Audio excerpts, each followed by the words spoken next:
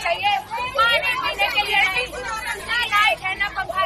अब लोग पानी में नहा रहे हैं, खुले में नहा रहे हैं, आदमी आ जा रहे हैं, हम लोग खुले में नहाए, खुले में सब कुछ करें, ना पीने के लिए पानी बोले पैसा दो, पीने के लिए बोले पीने के लिए पानी दो, फंड नहीं आया है, औकात नहीं थी तो क्यों हम लोगों को यहाँ बुलाया गया? बोले हमने नहीं बुलाया, तुम लोग क्यों आए हो? हम लोग अपने मन से आए हैं, इन दिन के लिए बुलाए हम लोग। ये वो महिलाएं हैं जिन्हें पुलिस की ट्रेनिंग दी जा रही है। पुलिस यानी जनता की रक्षक, लेकिन घटिया इंतजाम के आगे खुद ही मजबूर है। वीडियो उत्तर प्रदेश के गोरखपुर का है। पीएसी कैंप में ट्रेनी महिला सिपाहियों का आरोप है कि उन्हें खुले में नहाने के लिए मजबूर किया जा रहा है। बाथरूम वाले एरिया के पास कैमरे भी लगाने के आरोप हैं। ट्रेनी महिला सिपाहियों का कहना है कि जब उन्होंने इसकी शिकायत की तो उन्हें गालियां दी गईं। उनसे कहा गया जब औकात नहीं थी तो आई ही क्यों। जब मामला बढ़ा तो एडीजी पीएसी की तरफ से एक्शन लिया गया। बाथरूम के पास कैमरे वाले आरोपों को गलत भी बताया गया।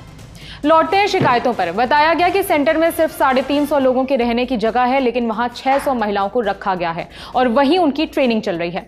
ना पानी की कोई व्यवस्था है और ना ही नहाने की। कैंप सेंटर की और भी कई सारी तस्वीरें सामने आई, जिसमें ट्रेनी महिलाओं को एक छोटी सी जगह पर जानवरों की तरह भर कर रखा गया है। आज तक से जुड़े गजेंद्र त्रिपाठी की रिपोर्ट के मुताबिक कैंपस में महिलाओं ने प्रशासन के खिलाफ विरोध प्रदर्शन किया। इस दौरान एक ट्रेनी की तबीयत भी खराब हो गई। विरोध प्रदर्शन में मुख्यमंत्री योगी आदित्यनाथ के खिलाफ नारेबाजी भी की गई। घटना का वीडियो समाजवादी पार्टी के एक्स हैंडल से शेयर किया गया। सपा ने लिखा, मुख्यमंत्री योगी आदित्यनाथ के राज की शोषण और अत्याचार की गाथा। गोरखपुर में महिला रिक्रूटर्स के बाथरूम में लगे हैं कैमरे। अव्यवस्था से त्रस्त हुई महिलाएं, नहीं हो रही सुनवाई। प्रशासन और पुलिस मामले में त्वरित जांच कर कार्रवाई करें।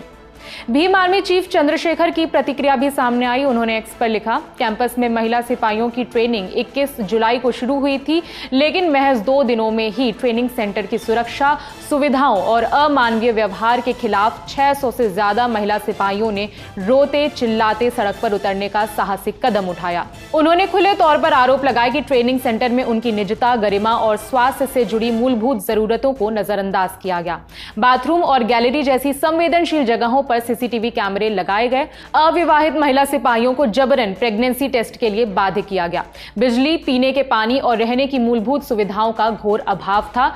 360 क्षमता वाले परिसर में 600 से ज्यादा महिलाओं को ठूंस कर रखा गया। चंद्रशेखर ने आगे मुख्यमंत्री का भी जिक्र किया। उन्होंने लिखा कि यह घटना गोरखपुर में हुई, जो उत्तर प्रदेश के मुख्यमंत्री योगी आदित्यनाथ का जिला है। ऐसे में यह सिर्फ एक प्रशासनिक लापरवाही नहीं, बल्कि मुख्यमंत्री की सीधे नैतिक और राजनीतिक जवाबदेही का प्रश्न है।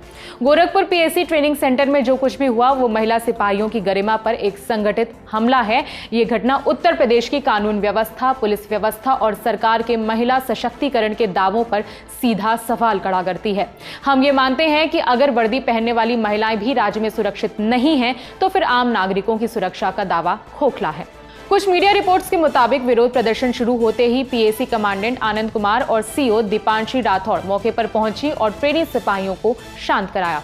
उसके बाद एडीजी पीएसी का आदेश आया, जिसके बाद रिक्रूट्स के साथ अभद्र भाषा का इस्तेमाल करने वाले पीटीआई को सस्पेंड कर दिया गया।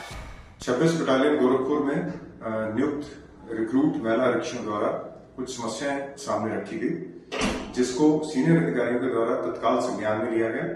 तत्परता से वहां पे पहुंच के उसमें जांच की गई, जिसमें यह संज्ञान में आया कि कुछ तकनीकी कारणों के कारण विद्युत आपूर्ति कुछ समय के लिए ठप हुई थी, जिस कारण से जल आपूर्ति भी प्रभावित हुई है। इस समस्या का अधिकारियों के द्वारा मौके पे पहुंच के निस्तारण कर लिया गया। विद्युत विभाग से वार्ता करके जो विद्युत आपूर्ति में दिक्कत आ रही थी उसका निस्तारण कर लिया गया। इसके अलावा ये तथ्य संज्ञान में रखा गया था कि कुछ बाथरूमों में कैमरा लगने की बात सामने आई थी, जो जांच करने पर पूर्णतः असत्य व किसी भी तथ्य से रहीन पाया गया। एक पीटीआई के द्वारा अभद्रता करने की बात संज्ञान में आई थी, जिसको डीआईजी सेक्टर के द्वारा निलंबित कर दिया गया है। जिस बात पर सोशल मीडिया पर हंगामा था और पॉलिटिकल आरोप लगे थे, उसे नकार दिया गया। कहा गया कि महिला रिक्रूट्स के बाथरूम में सीसीटीवी कैमरा लगाए जाने की बात जांच में झूठी पाई गई है। पानी न होने की बात पर कहा गया कि बिजली कटौती की वजह से सप्लाई रुकी थी, जिस कारण पानी की किल्लत हुई। इस खबर में फिलहाल इतना ही। मेरा नाम है विभावरी। देखते रहिए दी ललन टॉप। शुक्रिया।